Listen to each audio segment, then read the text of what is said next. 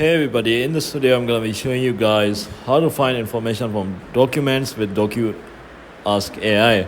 So before we get started, I just want you guys to like this video and subscribe to our YouTube channel for more amazing helpful content like this. With that all being said, let's get started with today's video. Alright guys, so first of all you just have to open up your internet browser and go to google.com, and here just search for DocuAsk, and then just click on the first link right here, and now you just have to sign up for a DocuAsk account. So this is a paid tool, so I'm just going to show you guys their pricing. So you can try the basic plan for absolutely free for the first week, so you can do that. The basic plan is $15 per month. The second plan is $25 a month.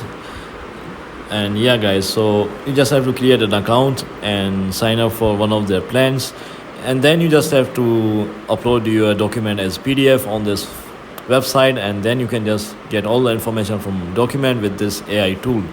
So this is how you use DocuAsk AI. If you found this video to be helpful, then thanks for watching, and I'll see you in the next video very soon. Peace.